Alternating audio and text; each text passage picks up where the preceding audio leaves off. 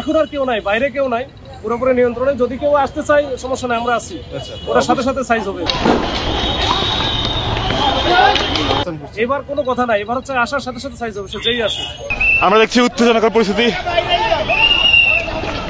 একটা ওই ছেলের আইসিইউতে নাকি ভর্তি আছে, তাকে গুরুতরভাবে পিটানো হয়েছে এরকম, কিন্তু এটা নাকি আরো বেশ কয়েকদিন আগের, এবং এটা আবার তাদের স্টুডেন্ট না, এটা পরে শুনলাম যে এটা তেজগাঁ কলেজের স্টুডেন্ট। আচ্ছা, এখন এটার আসলে কতটুকু কি এটা আমরা জানি না, তো এটা আমাদের শুনতে হবে। ওই ঘটনাকে কেন্দ্র করে এরা নতুন করে আজকে শুরু করছে।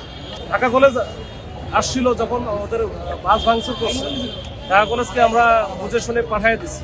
ওরা কিন্তু ওই ঢাকা কলেজের ভিতরে ক্যাম্পাসের ভিতরে ঢুকে গেছে। পরবর্তীতে যেটা হয়েছে,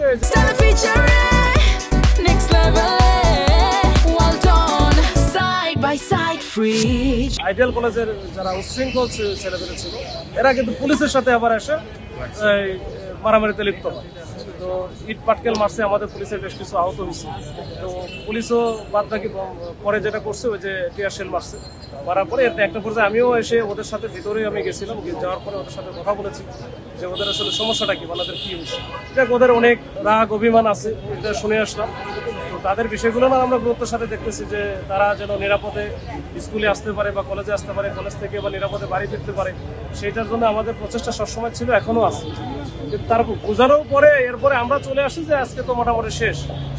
তো আসার পরে যখন আমরা ওই সায়েন্স ল্যাবের কাছাকাছি চলে আসি যে আমরা চলে যাব, এর মধ্যে দেখতেছি আবার ওই আইডিয়াল কলেজের স্টুডেন্ট যারা আছে, এরা মোটামুটি 150 বা 200-র মতো, এরা দেখি দৌড়াদৌড়ি শুরু করছে কোনো কারণ ছাড়াই। কি কারণে দৌড়াইতেছে, যে শেষ পর্যন্ত এখানে আসছে।